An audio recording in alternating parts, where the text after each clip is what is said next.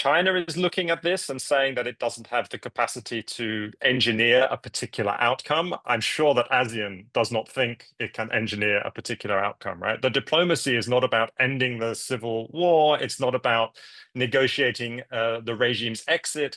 This is far beyond the capacity of ASEAN to achieve. I think ASEAN's main concern is that it should not be split as a bloc, divided as a bloc over Myanmar. And currently it is quite divided, right? So I think what we've seen Anwar do, for example, by hiring Thaksin as his special advisor, is to try to ensure that relationships between Kuala Lumpur and Bangkok are good.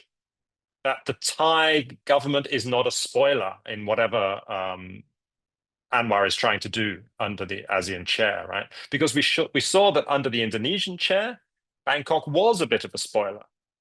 You know, Indonesia would try to do one thing and Bangkok would host another kind of meeting, different kind of meeting, right, at the same time or shortly after. So Bangkok has always felt, you know, Thailand has always felt they should be the key voice within ASEAN on Myanmar because they are the frontline state.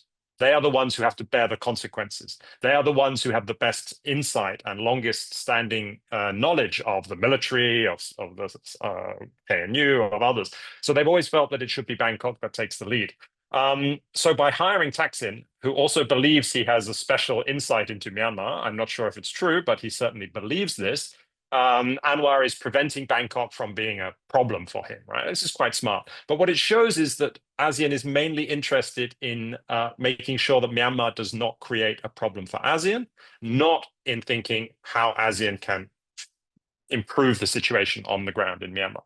That's a little bit harsh. I think Anwar is thinking about these things. He is someone who has a lot of capacity, a lot of diplomatic experience and skill. I think he is trying to do his best. But there are limits, right? He can't bring the regime and the NUG together and engineer a kind of peace process or a ceasefire if the two sides are not really willing to do that. I mean, we saw that he went quite far in his meeting, after his meeting with Min Aung Hlaing, right? He had a video call with NUG Prime Minister. That's a very high level interaction with the NUG. I think there might have been some hope that there could even be in-person meeting, which didn't happen. But you know, he's thinking about those kinds of things, bringing the two sides together. What can we achieve?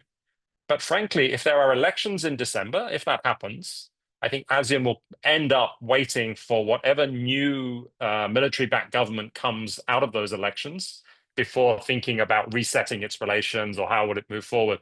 Because if that is happening anyway, there's not very much time to kind of engineer solutions. Of course, any new government to come out of the elections will have exactly the same problems as the current regime.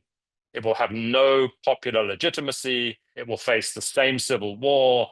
You know, elections are not going to fix anything like that. But I think they are.